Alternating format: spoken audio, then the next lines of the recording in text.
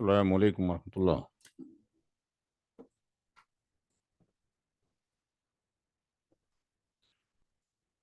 अल्हम्दुलिल्लाहि रब्बिल आलमीन वस्सलातु वस्सलामु अला रसूलिहिल अमीन रब्बि इश्रह ली सदरी व यस्सिर ली अमरी वहलुल उक़दतम मिन लिसानी यफ़क़हू क़ौली। आज मुस्लिम इनहेरिटेंस का जो बैच नंबर 14 है उसकी लास्ट लेक्चर है। इंशाल्लाह अगले हफ्ते आपका टेस्ट होगा। 3 टॉपिक का डिस्कशन करना है। एक तो rules of surrendering inheritance share own one's own, अपनी मर्जी से अपने हिस्से को छोड़ देना बिना किसी प्रेशर या दबाव के। दूसरा डिस्कशन करना था कि ऑल के केस में परसेंटेज डिक्रीज हो जाता है और रद्द के केस में परसेंटेज इंक्रीज हो जाता है। और तीसरा डिस्कशन था हज़रत उमर रदी अल्लाह ताला अन्हु के थ्रू 2 फतावा दिया गया था जिसको उमरियतैन के नाम से या गर्रवीन के नाम से जाना जाता है। तो सबसे पहले जो डिस्कशन करेंगे इसी का करेंगे। तो यहाँ पर तखारुज का मतलब है कि अपनी मर्जी से अपने हिस्से को छोड़ देना। मल्टीपल कंडीशन एग्जिस्ट करती हैं कि किसी ने अपना हिस्सा छोड़ना है बिना किसी डिमांड के, विदाउट एनी डिमांड के, उसकी कोई डिमांड नहीं है। और दूसरी कंडीशन ये है कि कोई अपने हिस्से को छोड़ना चाहता है लेकिन वो चाहता है कि वालिद साहब का बाग है या कार है या फ्लैट है या शॉप है उसके बदले में कि मुझे ये कार दे दी जाए और बाकी आप सारे लोग आपस में तकसीम कर लें। तीसरी एक कंडीशन ये देखने में आती है कि किसी ने अपनी वाइफ का महर अदा नहीं किया है या कर्ज की कोई कंडीशन है तो वो नहीं चाहता कि मैं जो है उसकी डेथ के बाद जो शेयर मुझे मिल रहा है मैं उसको लूँ। तो 2-3 कंडीशन देखने में आती हैं। तो वो किसी डिमांड के बिना भी अपने हिस्से को छोड़ सकता है और कुछ डिमांड है वो बाकी जो वारिसीन हैं अगर वो सारे एग्री हैं इस बात पर कि भाई फ्लैट ले लिया जाए और बाकी जो है आपस में डिस्ट्रीब्यूट कर लिया जो ठीक है। लेकिन अगर सारे वारिसिन में से कोई एक भी अगर एक्सेप्ट नहीं करता है तो फिर आपके पास जिस तरीके से प्रॉपर्टी का डिस्ट्रीब्यूशन होना है वैसे ही होगा। तो यहाँ पर 2 तरीके से इसको कैलकुलेट किया जा सकता है। एक कंडीशन तो ये हो सकती थी कि साहब हम उसको इग्नोर कर दें जो अपना हिस्सा नहीं लेना चाहता है, बट अगर हमने ऐसा किया तो व्हाट विल हैपन, बाकी जो शेयरर्स हैं उनके हिस्से जो है चेंज हो जाएंगे। कैसे चेंज होंगे, क्या इफेक्ट होगा, देखते हैं। तो 2 तरीके से इसको सॉल्व किया जा सकता है। इसमें 2 तरीके लिखा गया है कि एक तरीका तो ये कि जो शख्स अपना हिस्सा छोड़ना चाहता है उसको भी इनहेरिटेंस कैलकुलेशन में हम इंक्लूड करेंगे। और जब आपके पास जो कैलकुलेशन कर लिया जाएगा तो बाद में फिर उसको वहाँ से उसके शेयर को हम एग्जिट कर देंगे। दूसरा तरीका ये है कि उसको इनिशियल कैलकुलेशन में तो कैलकुलेट किया जाए और बाकी फाइनल कैलकुलेशन में उसको ना रखा जाए। तो यहाँ पर एक केस स्टडी दे रखी है। आई थिंक ये 26,000 है या एक मिनट देख लेते हैं, या 6,000 है, 26,000 है। ये 6,000 है पर 26,000 नहीं है। तो यहाँ पे कंडीशन ये है कि जमीला की डेथ हुई है और उसका जो टोटल जो स्टेट है, वो जो कॉस्ट है वो यहाँ से इसको हटा दीजिए, 6 लाख रुपए की है।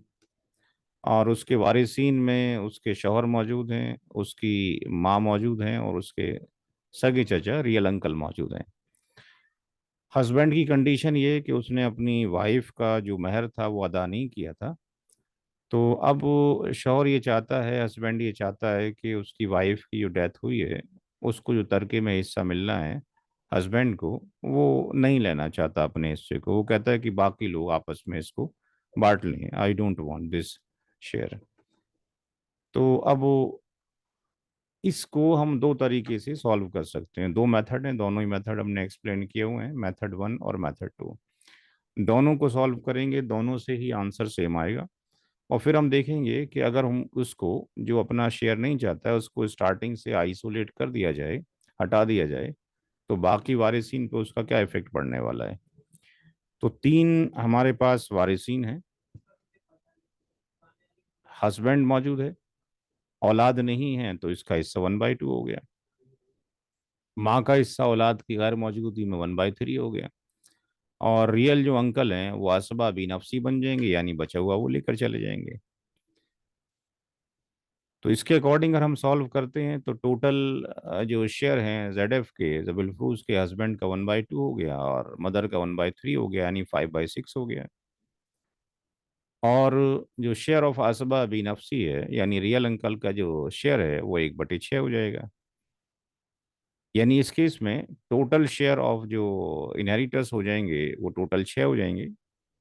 यानी पहले जो मेथड है उसकी समरी ये है कि पूरी प्रॉपर्टी 6 हिस्सों में तकसीम की जाएगी। तो 6 हिस्सों में जब तकसीम करेंगे, 6 लाख रुपए हमारे पास मौजूद हैं, तो एक हिस्से का जो अमाउंट है 1 लाख रुपए आ जाएगा। यहाँ पे हस्बैंड को कितने हिस्से जा रहे हैं? 3 हिस्से जा रहे हैं, माँ को 2 जा रहे हैं, और अंकल को, रियल अंकल को, सगे चचा को 1 हिस्सा जा रहा है। तो यहाँ पर 3 की मल्टीप्लाई 1 लाख से कर दी, इसको 3 लाख रुपए चले जाएंगे। मदर को 2 लाख रुपए चले जाएंगे, रियल अंकल को 1 लाख रुपए चला जाएगा। तो एज पर क्वेश्चन जो है, अगर हम देखते हैं तो जमीला के जो शौहर हैं उसका जो हिस्सा बनता है वो 3 लाख रुपए बनता है। और वो ये नहीं चाहते कि मुझे अपना अमाउंट चाहिए, वो चाहते हैं कि मेरे अमाउंट को भी बाकी में डिस्ट्रीब्यूट कर दिया जाए। तो हम क्या करेंगे कि बाकी का जो 3 लाख है वो डिस्ट्रीब्यूट किया जाए किसके बीच में? मदर के बीच में और रियल अंकल के बीच में। तो हम इनका रेशियो निकाल लेंगे। माँ का जो हिस्सा है 1/3 है, रियल अंकल का 1/6, यानी इनका जो रेशियो हो गया वो 2:1 हो गया। यानी 3 लाख जो रुपये है उसमें 2:1 के हिसाब से मदर को एंड रियल अंकल को दे दिया जाएगा। तो इनका एडिशन ऑफ रेशियो जो हो गया 3 हो गया। तो फिर वही मेथड जो हमने अप्लाई किया था, share of the Jameela's husband 3 lakh रुपए है, माँ का जो शेयर है उसमें से 2 जाएंगे, और जो एडिशन ऑफ रेशियो है वो 3 है। इसको सिंपलीफाई करेंगे तो 2 लाख ही रुपये आ गए। यानी 2 लाख माँ को चले जाएंगे, जो 3 लाख शौहर ने छोड़े थे उसमें से 2 लाख माँ को चले जाएंगे। और जो अंकल हैं, अंकल का शेयर जब निकालेंगे तो 3 लाख के 3 डिवीजन किए गए, और एक जो शेयर है वो अंकल को चला गया, यानी 1 लाख रुपए अंकल को चले गए। तो इसका मतलब जो टोटल शेयर जो मदर को मिला है, एक तो उनको Jamila share receive from the Jamila से मिला 2 लाख रुपए, और 2 लाख रुपए उसके हस्बैंड से मिल गए, यानी 4 लाख रुपए किसको जा रहे हैं? मदर को जा रहे हैं। और अंकल को 1 लाख रुपए मिले थे पहले, और 1 लाख रुपए जमीला के हस्बैंड के छोड़ने के बाद मिल गए, यानी 2 लाख रुपए ही हो गए। यानी 2 लाख रुपए जा रहे हैं 6 लाख में से किसको? रियल अंकल को। और 4 लाख रुपए जा रहे हैं मदर को। तो ये पहले मेथड का सॉल्यूशन हुआ। पहले मेथड में 2 बार कैलकुलेशन किया गया, एक बार सबको दे दिया गया, फिर जो 3 लाख रुपए थे शौहर के, उसको दोबारा से डिस्ट्रीब्यूशन के लिए प्रोसेस प्रोसेस अप्लाई किया गया। अगर हम मेथड टू अप्लाई करते हैं तो बड़ा आसान है। मेथड टू में क्या किया गया कि स्टेप वन में तो वैसे ही लिस्ट लिख लिया जाएगा कि शौहर का हिस्सा 1/2 है, मदर का हिस्सा 1/3 है, रियल अंकल का R हो गया। तो स्टेप नंबर 2 में 5/6 आ गया। स्टेप नंबर 3 भी कॉमन रहेगा, यानी अंकल का जो हिस्सा है 1/6 है, और टोटल जो शेयर्स हैं ऑल इनहेरिटर्स के वो ये हो गए। अब हम क्या करेंगे कि यहाँ पर इस हस्बैंड को यहाँ से इग्नोर कर देंगे, हटा देंगे। तो फिफ्थ स्टेप में हमारे पास मदर और रियल अंकल रह जाएंगे। तो यहाँ पे ड्रॉप कर देंगे उसका फ्रैक्शनल शेयर। जब बाकी के शेयर्स निकल जाएंगे, बाकी के शेयर्स निकाल लेंगे, तो उसका फ्रैक्शनल शेयर फिफ्थ स्टेप में ड्रॉप कर देंगे। और फिर इनका रिकैलकुलेशन करेंगे तो इनका 5/6 आ रहा है, या ये 5/6 नहीं, ये कितना हो जाएगा? ये हाँ, ये 3/6, 3/6। 3/6 आ रहा है। तो यहाँ पे मदर को आपके पास ये दो हिस्से चले जाएंगे, और यहाँ पे ये हिस्सा चला जाएगा, एक चला जाएगा। तो यानी जो 6 लाख रुपए हैं उसके टोटल कितने डिवीजन होने? 3 डिवीजन केवल होने हैं।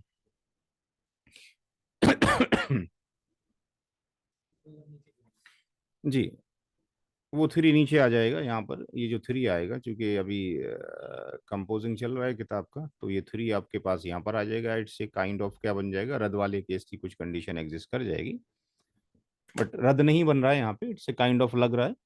तो यहाँ पर जो पूरा जो अमाउंट था वो 6 लाख था, उसको 3 से डिवाइड कर दिया जाएगा, तो एक अमाउंट 2 लाख रुपए का आएगा। मदर को जो है कितने जा रहे हैं?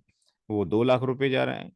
यहाँ से उसको दो शेयर मिल रहे हैं, तो 4 लाख जो मदर को चला गया, और अंकल को जो है 2 लाख चला गया। ये 4 लाख, यहाँ पे भी एक जीरो कम है, तो 4 लाख चला गया मदर को, और 2 लाख चला गया यहाँ पर। तो यहाँ पे हमें दो दो बार कैलकुलेट नहीं करना पड़ा, कि पहले फ्रैक्शनल शेयर निकाल दें, जिसको हटाना है, जो अपना हिस्सा नहीं लेना चाहता, उसके फ्रैक्शनल शेयर को ड्रॉप करने के बाद रेस्ट ऑफ की वैल्यूज के रेशियो ले लें और उसके अकॉर्डिंग यहाँ डिवाइड कर दें, तो ये डायरेक्टली एक ही प्रोसेस में निकल जाएगा, मल्टीपल प्रोसेस नहीं करना पड़ेगा। तीसरा चीज ये देखना है कि अगर उसको स्टार्टिंग से ही इग्नोर कर दिया जाए हस्बैंड को, और कैलकुलेशन में इंक्लूड ही ना किया जाए, तो फिर क्या होने वाला है। तो हमने यहाँ पे देखा कि चाहे हमने मेथड 1 लिया या 2 लिया, फाइनल आंसर हमारा सेम रहा। तो इसका मतलब मेथड 2 की जो अप्रोच है वो ज़्यादा क्लियर है, एक ही बार प्रोसेस इन्वॉल्व करना पड़ेगा, दो दो बार नहीं करना पड़ेगा। अब इफेक्ट क्या होने वाला है दूसरे वारिसीन के ऊपर, अगर हमने आइसोलेट कर दिया उस शख्स को जो अपना हिस्सा नहीं लेना चाहता, कोई भी हो। तो यहाँ पे अगर हस्बैंड को स्टार्टिंग से आइसोलेट कर देते हैं, तो इसका मतलब हमारे वारिसीन में केवल मदर रह गई, और कौन रह गए? अंकल रह गए, दो ही लोग रह गए। अगर स्टार्टिंग से इग्नोर कर दें, कोई नहीं लेना चाहता, बाकी हमने बांटने हैं, तो व्हाट विल हैपन? और ये अगर मिस्टेक किया तो बहुत बड़ा आपके पास खसारा होने वाला है, सब रिवर्स हो जाएंगे सारे शेयर। तो यहाँ पे टोटल शेयर ऑफ मदर 1/3 हो गया, और अंकल को कितने चले गए? 2/3 चले गए। टोटल रिवर्स हो रहा है अगर हम देखें तो total share of the all inheritors क्या होगा कि 3 हो गए आपके पास। एक हिस्सा माँ को जा रहा है, और दो हिस्से रियल अंकल को जा रहे हैं।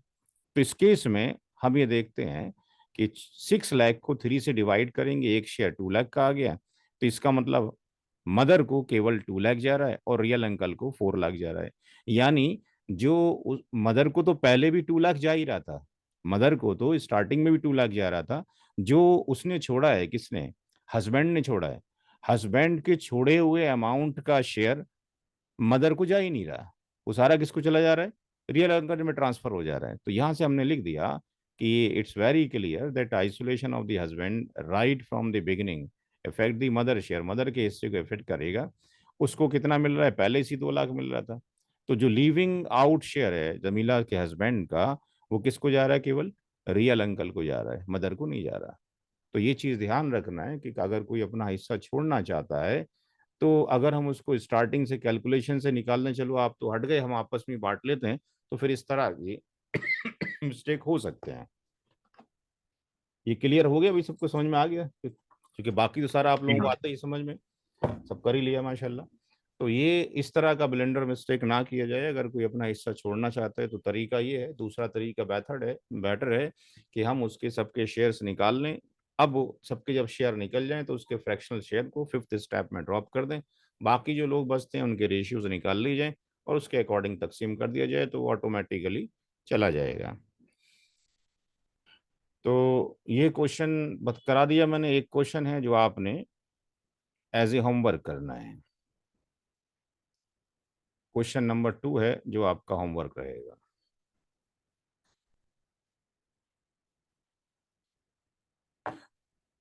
इसमें अकरम की डेथ हो गई है, और 1 करोड़ 20 लाख रुपए का उसका कुछ अमाउंट है प्रॉपर्टी का, और उसके 3 सन मौजूद हैं, एक डॉटर मौजूद है। उसमें से एक सन ये चाहता है कि भाई हमें जो है कोई स्पेसिफिक प्रॉपर्टी, कोई दुकान का कोई हिस्सा या मकान का कोई हिस्सा दे दिया जाए, हमें पूरा शेयर नहीं चाहिए, और बाकी जो रेस्ट बचा है वो आपस में तकसीम कर लें। तो किस तरीके से रेस्ट ऑफ द प्रॉपर्टी का तकसीम किया जाए बाकी में, ताकि नुकसान किसी का ना हो, तो तरीका आपको बता दिया गया है। दोनों तरीके से निकाल के देखें, फिर इफेक्ट भी देखें कि उसका इफेक्ट क्या हो रहा है। तो जिस तरीके से मैंने कराया उसी पूरे प्रोसीजर से इसको करके भेजने का है। अस्सलाम वालेकुम सर। सलाम।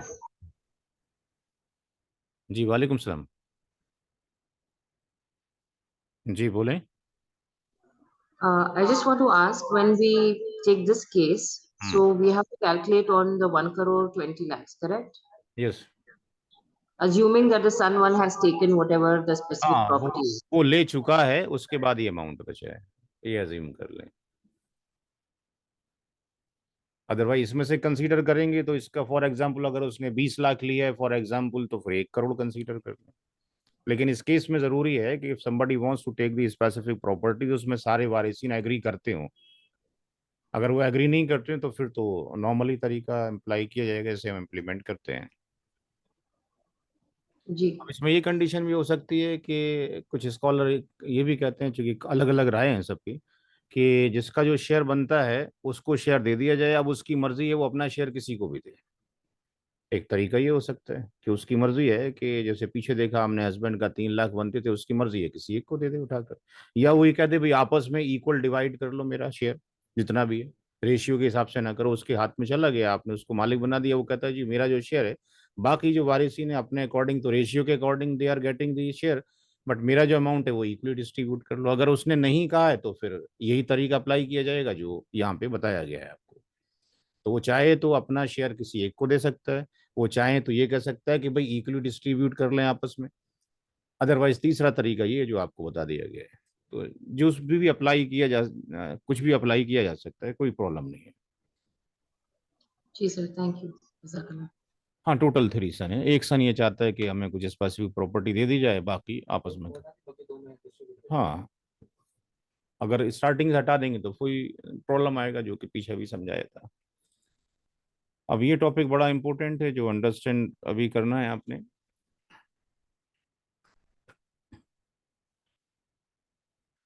और इसको आई थिंक मैं वाइट बोर्ड पर ही ले लूं।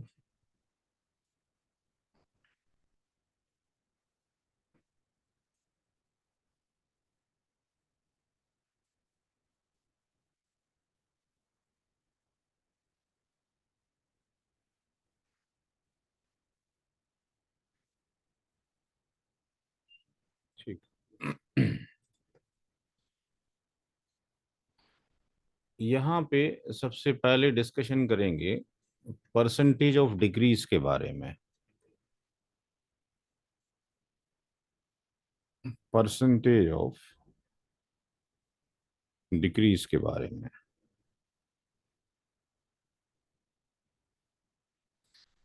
ये कब एग्जिस्ट करता है? जब कंडीशन किसकी होती है? ऑल की होती है। अब इसमें हम एक केस कंसीडर कर लेते हैं। For example,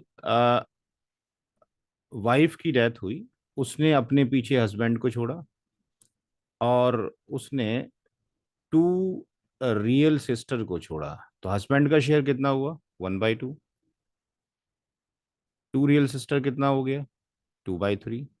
by 3. तो इसका मतलब ये है कि हस्बैंड का जो शेयर है वो 50% है, और टू रियल सिस्टर का जो शेयर है 66.67% है। अब अगर हम ऑल का सॉल्यूशन कर लेते हैं,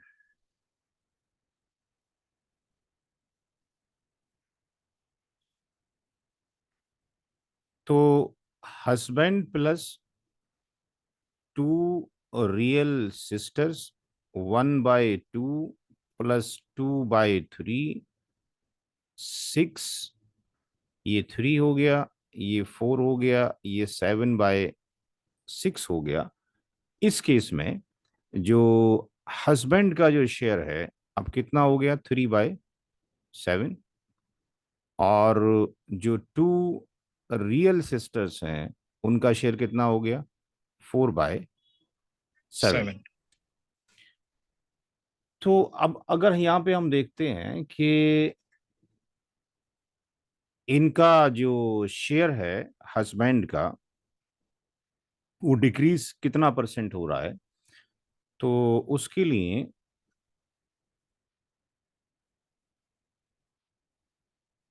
जो डिफरेंस है इन शेयर,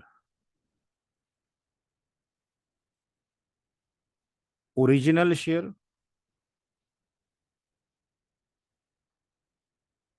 माइनस जो शेयर निकाला गया है आफ्टर ऑल, AWL। तो अगर हम जो ओरिजिनल शेयर है हस्बैंड का कितना था, 1/2, और जो शेयर अभी आया है वो कितना है, 3/7। तो ये वैल्यू कितना आ जाएगा, 14 हो जाएगा, ये 7 हो जाएगा, और ये 6 हो जाएगा, यानी 1/14। ये डिफरेंस इन शेयर आया। अब डिक्रीज कितना हुआ, परसेंटेज ऑफ डिक्रीज कितना हुआ है। परसेंटेज ऑफ डिक्रीज का फार्मूला है difference in share oblique original share,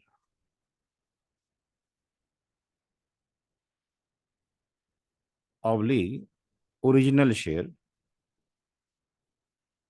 bracket close, multiplied by 100। अगर हम इसके अंदर अपने पैरामीटर्स को रखते हैं तो डिफरेंस इन शेयर कितना है, 1/14, 1/14 oblique original share 1/2 multiplied by 100। इसको अगर सिंप्लीफाई करेंगे तो ये वैल्यू 1/14 ऐसे आ जाएगी, और ये 2 कहाँ चला जाएगा, ऊपर आ जाएगा, ये 2/1 आ जाएगा, और इसकी मल्टीप्लाई 100 से कर दी जाएगी। इस 2 से इसको आप कट कर देंगे, कितना आ जाएगा, 7 आ जाएगा। और इसको जब आप सिंप्लीफाई करेंगे, 1/7 मल्टीप्लाइड बाय 100, तो ये जो वैल्यू आएगी दैट इज 14.285%। इतना परसेंट डिक्रीज हुआ है किसका, हस्बैंड का शेयर। क्या रियल सिस्टर का भी शेयर इतना ही डिक्रीज हुआ है, ऐसा तो नहीं इसके ऊपर जुल्म हो गया हो कोई। तो यहां पर ये हस्बैंड के लिए हमने निकाला। सेम हम निकालेंगे रियल सिस्टर के लिए। यहां पर 2 रियल सिस्टर के लिए निकाला जा रहा है। तो डिफरेंस इन शेयर जब निकालेंगे, फार्मूला ऊपर लिख दिया गया है। एक कॉल है। हेलो, वालेकुम सलाम। अल्हम्दुलिल्लाह, कौन सा बोल रहे हैं। मैं क्लास में हूँ भैया भैया। ठीक। तो डिफरेंस इन शेयर में ऊपर फार्मूला ऑलरेडी लिखा हुआ है। तो ओरिजिनल जो शेयर है जो रियल सिस्टर का है वो कितना है, 2/3, माइनस जो आफ्टर ऑल आया वो कितना, 4/7। इसका अगर हम एलसीएम लेते हैं तो ये कितना आ जाएगा, 21। 3 से 3 7. 7, और ये कितना हो जाएगा, 14 हो जाएगा, और ये आ जाएगा 12, ये हो जाएगा 2/21। अब यहाँ पर जो परसेंटेज ऑफ डिक्रीज निकालना है उसका फार्मूला भी ऊपर ऑलरेडी लिखा हुआ है। तो डिफरेंस इन जो शेयर है इसको हम ऊपर ले लेंगे, 2/21, और ओरिजिनल जो शेयर है दैट इज 2/3 मल्टीप्लाइड बाय 100, इसको सिंप्लीफाई करेंगे 2/21 आ जाएगा, और ये 3/2 हो जाएगा, 2 से 2 डिवाइड हो जाएगा, कट जाएगा, और ये 100 हो गया, और यहाँ से ये 7 आ जाएगा, यानी ये भी 1/7 यानी 100, यानी 14.28% हो जाएगा। यानी दोनों का जो डिक्रीज हो रहा है वो कितना हो रहा है, 14 पॉइंट इक्वली डिक्रीज हो रहा है। तो यहाँ पर जो हजरत उमर रदी अल्लाह ताला उन्होंने जो फतवा दिया था वो बिल्कुल 100% करेक्ट था, क्योंकि अगर एक को 50% दे दिया जाए तो दूसरा लॉस में चला जाएगा, और इनको 66% दे दिया जाए तो फिर ये लॉस में चला जाएगा। बेटर इज दैट कि दोनों से कुछ अमाउंट ले लिया जाए और वो दूसरे को दे दिया जाए। तो यहाँ पर आपके पास ये कमी कर दी जाए यहाँ पे आपके पास, तो यहाँ पर दोनों का जो माइनस हुआ कितना हुआ, 14.28%, 14.28%, तो इतना इतना परसेंट दोनों का माइनस हो जाएगा।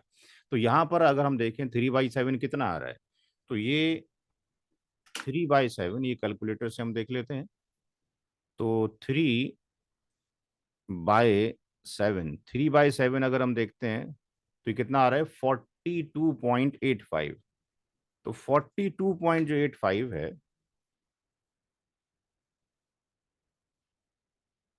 42.85, और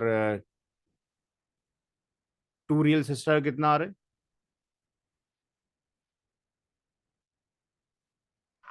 57.14. 57.14, 57.14। तो यहाँ पर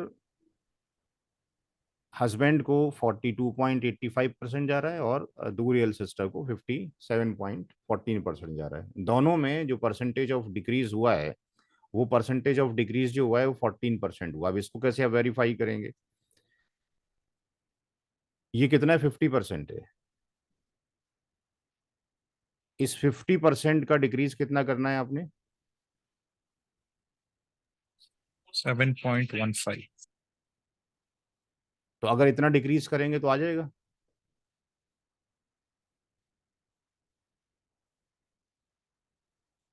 फिफ्टी ऑब्लिक ये 7 अगर हम करते हैं, ये कितना आ रहा है, 7.14।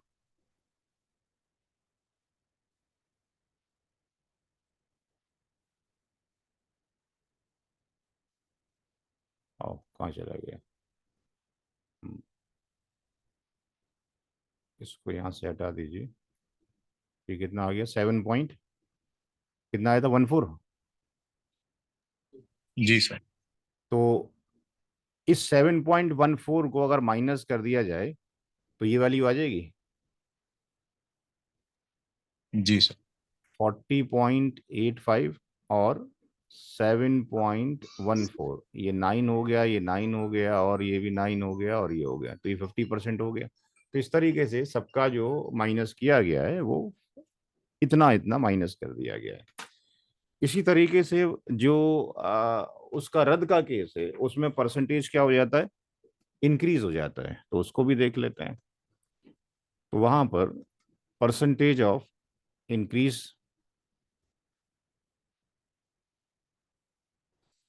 ये रद्द के केस में होगा। तो रद्द के केस में भी एक सवाल यहाँ पर ले लेते हैं कि यहाँ पर लेट से मदर हैं, और फॉर एग्जाम्पल डॉटर हैं, तो मदर का शेयर कितना होता है, 1/6, एक डॉटर का 1/2, ये 6 हो गया, ये 1+3 हो गया, यानी 4/6 हो गया। यानी कंडीशन ऑफ क्या हो गई आपके पास, ये रद्द एग्जिस्ट कर गई।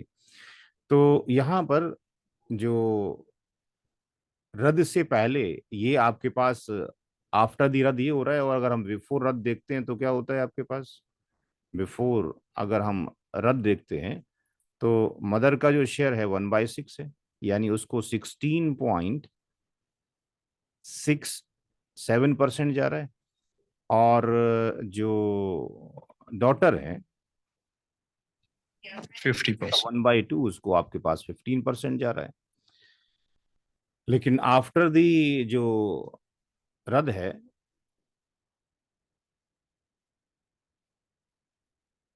उस केस में मदर का जो शेयर है यहाँ से ही हट जाएगी, 4 की वैल्यू यहाँ पर कैरी हो जाएगी।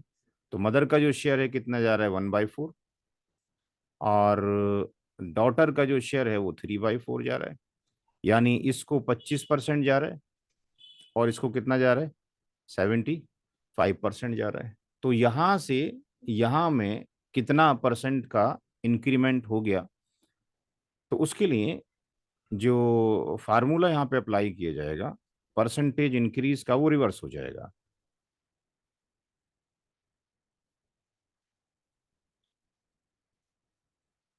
परसेंटेज ऑफ जो इंक्रीज का जो फार्मूला है, उसमें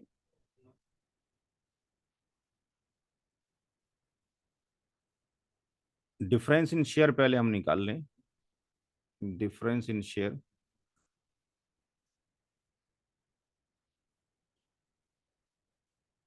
तो डिफरेंस इन शेयर में यहां पर पहले हम लिखेंगे शेयर आफ्टर रद्द, रद्द के बाद का शेयर, और माइनस ओरिजिनल शेयर। तो आफ्टर दी रद्द का अगर हम शेयर देखते हैं, फॉर एग्जांपल मदर की ही अगर हम बात करते हैं, तो मदर का जो शेयर है आ रहा है आफ्टर रद्द 1/4 है, और उससे पहले 1/6 था। ये एलसीएम जो हो जाएगा 12 हो जाएगा, ये 3 हो जाएगा, ये 2 हो जाएगा, यानी ये 1/12 हो गया। और अब अगर परसेंटेज इंक्रीज निकालते हैं, परसेंटेज इंक्रीज निकालते हैं मदर के लिए, तो जो डिफरेंस इन शेयर है जो अभी हमने निकाला है, oblique original share,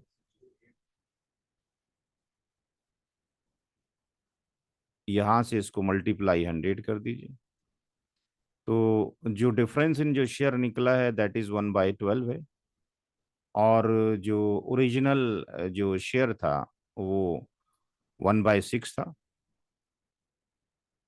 multiplied by 100, 1/12, और ये 6/1 हो जाएगा, मल्टीप्लाइड बाय 100, और ये वैल्यू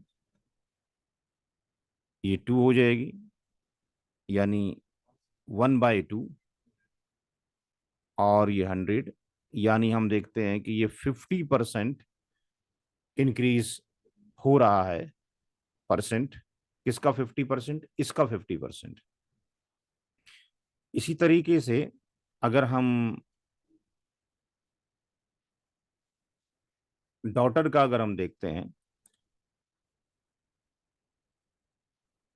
डिफरेंस इन शेयर देखते हैं, डी स्टैंड फॉर डॉटर, तो उसका डॉटर का जो शेयर है वो 3/4 है, और ओरिजिनल शेयर 1/2 है। तो ये वैल्यू हो जाएगी 4, एंड 3 - 2 यानी 1/4। और अगर उसका परसेंटेज इंक्रीज अगर हम निकालते हैं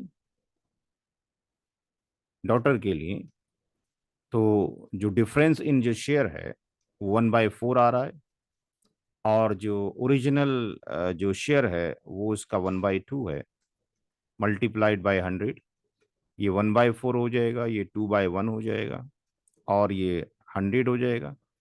अगेन यहाँ से अगर आप कट करेंगे तो ये 2 हो जाएगा, यानी 1/2 मल्टीप्लाइड बाय 100, यानी ये भी आपके पास कितना हो जाएगा, 50% हो जाएगा। तो अगर हम यहाँ से भी देख लें तो यहाँ पर जो इंक्रीज हो रहा है 50% आपके पास इंक्रीज हो रहा है।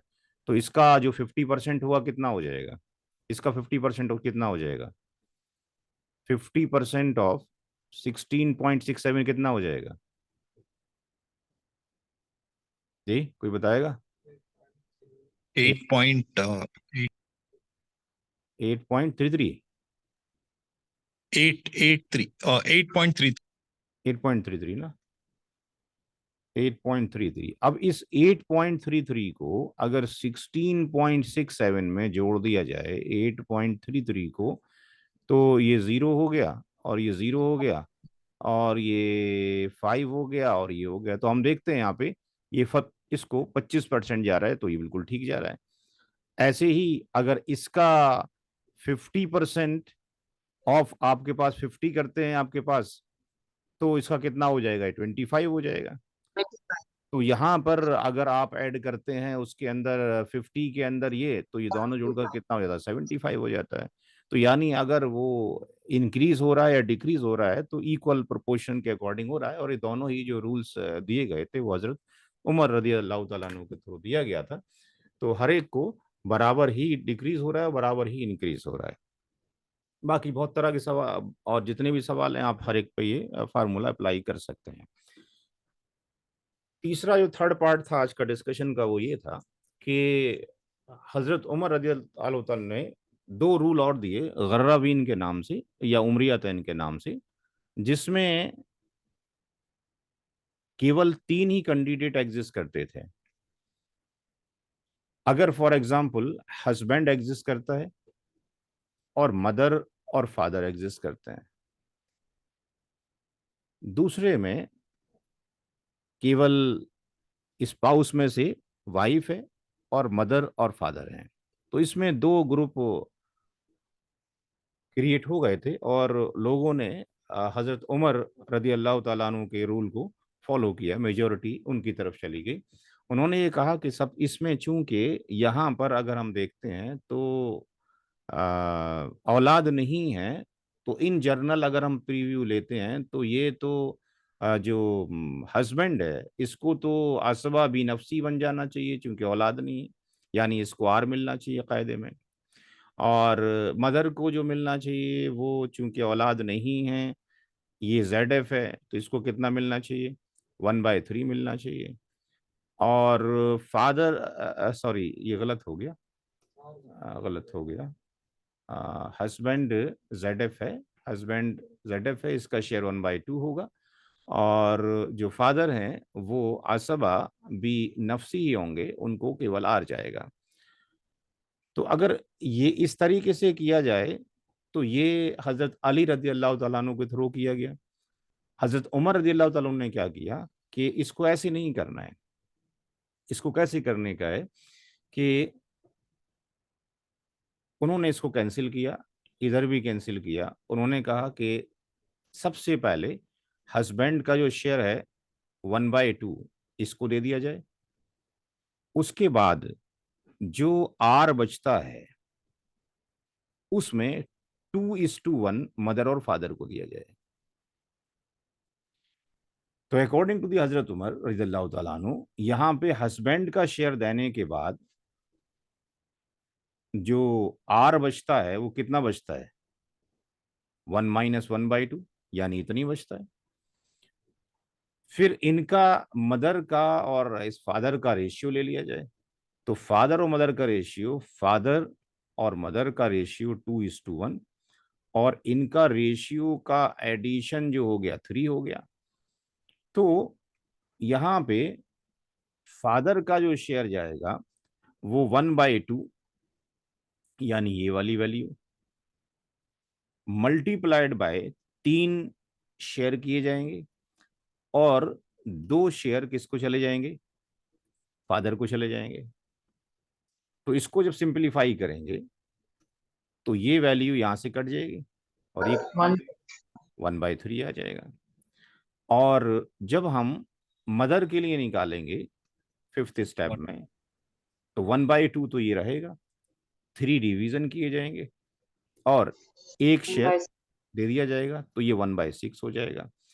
तो इस केस में अगर हम निकालते हैं तो husband plus mother plus father, husband को 1/2 जाएगा, मदर का जो शेयर बन रहा है वो आपके पास 3 बन रहा है, और फादर का जो शेयर बन रहा है कितना बन रहा है, 1/6। तो ये 6 हो गया, और ये 3, ये 2 6। और ये 1, ये 6/6 हो गया। तो इसको उस कैलकुलेटर में डाल के भी देख लीजिए, अगर वो चल रहा हो तो देखते हैं।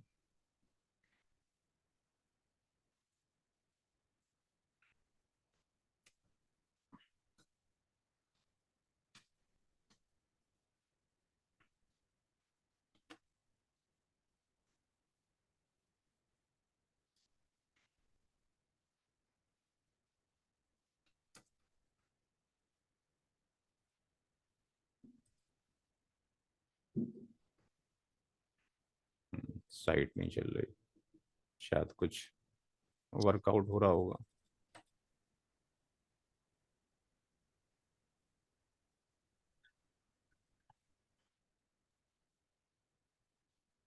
कुछ शायद एडिटिंग वगैरह चल रही है। आ गया, ठीक है। तो यहाँ पर हस्बैंड है, और मदर है, और फादर है। यहाँ पे आप क्लिक कर दीजिए। तो यही आपने निकाला था अभी, 1/2, 1/3 और 1/6। दूसरा जो केस है, वो केस ये है वाइफ का। तो यहाँ पर भी वही कंडीशन हजरत उमर रदी अल्लाह ताला ने ड्राइव किया कि भाई यहाँ पर जो वाइफ का शेयर है वो 1/4 है, चूंकि किड्स नहीं है। और इन दोनों को फिर आर कैटेगरी दे दिया जाए और 2:1 कर दिया जाए। तो इस केस में इनका जो रेशियो का एडिशन हो जाएगा 3 हो जाएगा। और वाइफ को 1/4 देने के बाद मदर का जो शेयर हो जाएगा, क्योंकि आर आप जब निकालेंगे तो आर की वैल्यू कितनी आ जाएगी, 3/4। तो 3/4 मल्टीप्लाइड बाय, ये डिवाइडेड बाय 3 हो गया, ये 1 हो गया। 3 से 3 कट जाएगा, 1/4 आ जाएगा। और फादर का जब निकालेंगे तो 3/4 एंड 2/4, यहां से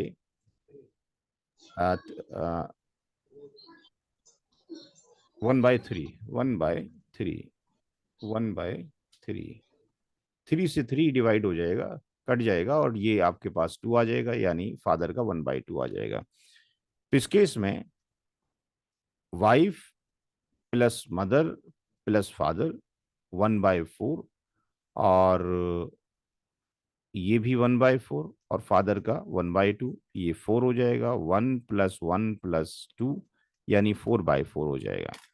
तो इसको भी वहां से वेरीफाई कर लीजिए। तो बैक चले जाइए, और यहाँ पर हस्बैंड की जगह पर वाइफ को एंटर कर दीजिए, बाकी सेम है। और यहाँ से कैलकुलेशन देख सकते हैं कि ये सेम आ रहा है जो आपने किया हुआ है। तो अल्हम्दुलिल्लाह, अल्लाह का शुक्र है कि भाई तकरीबन आई थिंक 3 महीने लग गए होंगे कोर्स ख़त्म होने में। अब वो आप लोगों की बारी है कि आपने तैयार करना है, और अगले हफ्ते इंशाल्लाह मैं कितने बजे क्वेश्चन पेपर अपलोड कर दूं? ग्रुप में ही अपलोड करना है, आंसर आपने मेरे व्हाट्सएप पे इंडिविजुअली भेजने। क्वेश्चन पेपर कितने बजे अपलोड कर दिया जाए?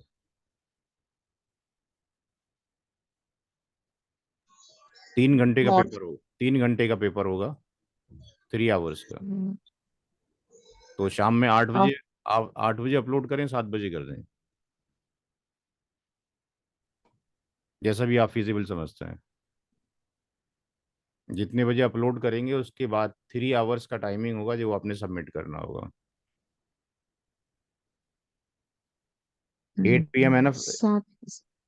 8 PM और 7 बजे ठीक रहेगा सर। ठीक है, सारे लोग एग्री में 7 बजे कर देते हैं, 10 बजे तक सबमिट सात कर दिए सारे सात लोग। बजे ठीक है सर।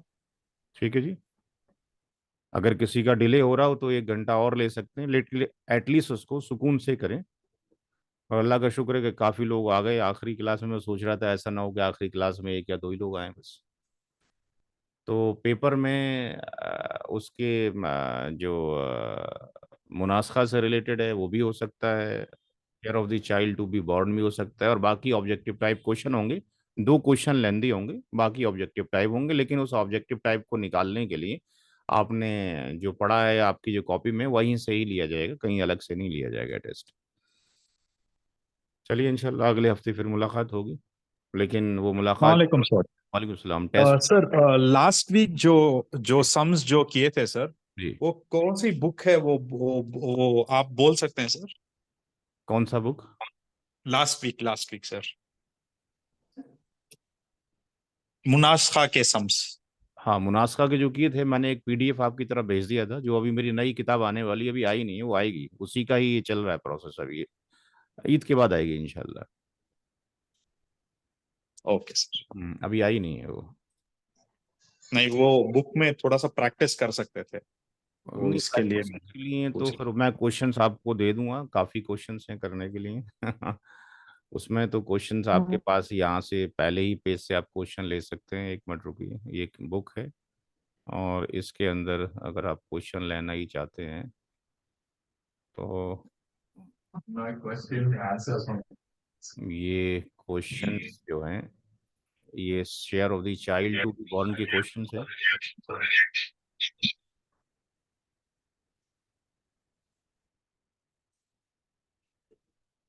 और यहाँ से वीडियो से आप इसको ले सकते हैं।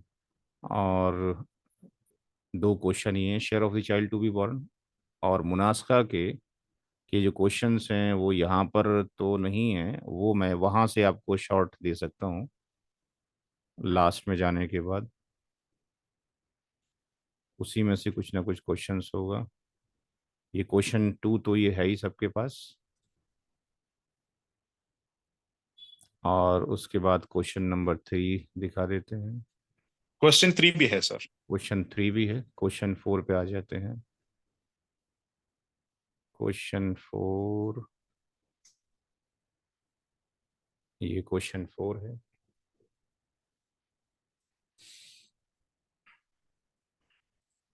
क्वेश्चन नंबर 5, इसको स्नैपशॉट आप ले सकते हैं या वीडियो के अंदर है ही। और क्वेश्चन नंबर 5 पे चलते हैं। क्योंकि इस क्वेश्चंस को अगर वहाँ पे इंडेक्स में लिखते तो इंडेक्स काफ़ी बड़ी हो जाती, दैट्स वाई उसको सिर्फ मल्टीपल डेथ ही डाल दिया गया। Question number 5,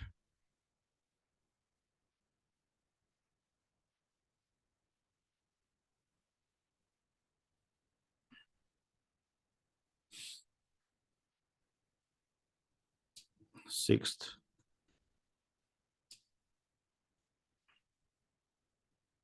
question number 7,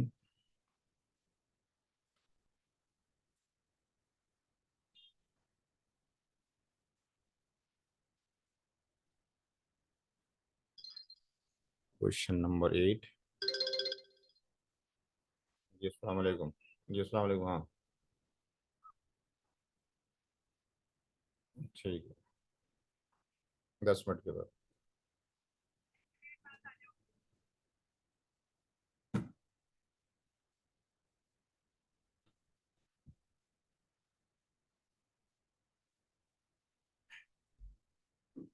question number 9 काफ़ी लेंदी क्वेश्चन है।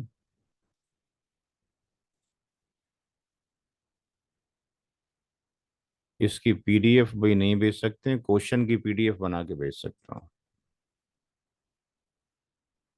छोटी जो बुक्स थी उसमें कोई दिक्कत नहीं थी, क्योंकि पब्लिशर के अकॉर्डिंग परमिशन नहीं है, इसलिए क्वेश्चंस की पीडीएफ हम आपको भेज सकते हैं, केवल आंसर्स की नहीं भेज सकते अभी, जब तक कि बुक प्रिंट नहीं हो जाती है। अभी बुक प्रिंट नहीं हुई है। क्वेश्चन नंबर 9 के अंदर मल्टीपल कंडीशंस हैं यहाँ पर। 9 क्वेश्चन काफ़ी लेंथी है।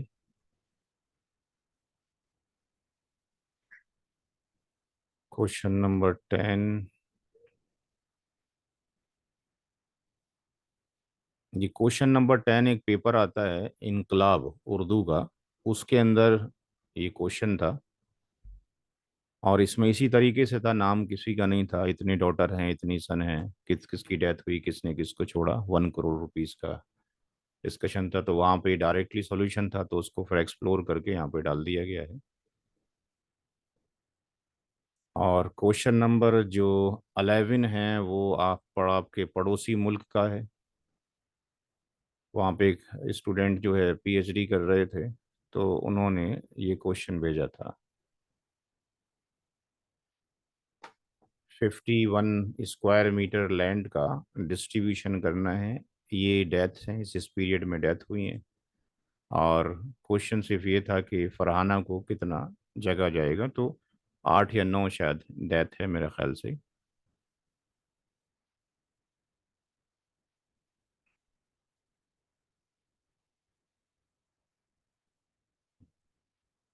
तो सारे क्वेश्चंस मैंने दे दिए आपको, 11 तक क्वेश्चन थे। ठीक है, 11 तक ही क्वेश्चंस थे।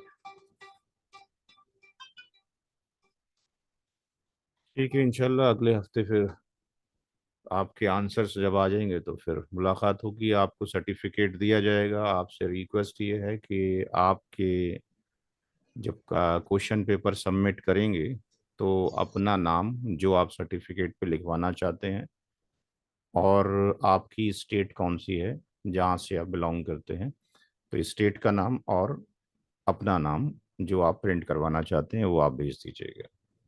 और इंडिविजुअली आपने सबने सबमिट करना है। ठीक है, अल्लाह हाफिज, अस्सलाम वालेकुम। माफ कीजिएगा सर। अस्सलाम वालेकुम सर, माफ कीजिएगा सर। जी जी फरमाएं। सर, एग्जाम इंडिया के 8 बजे रहने दीजिए सर। मैं तो इंडिया से बाहर हूँ, इसीलिए मैंने 7 o'clock बोला। यहाँ पे 7 o'clock हमको ठीक रहेगा, बट इंडिया में इट विल बी 7:30। अच्छा, चलिए फिर 8 बजे रख देते हैं। 8 से 11 नहीं करके 8 से 12, 4 घंटे का पीरियड डाल देते हैं, आराम से सुकून से कीजिए। ठीक है, 8 बजे अपलोड कर देते हैं, या एक काम कर लेते हैं, जो 7 बजे आते हैं 7 बजे अपलोड कर देते हैं।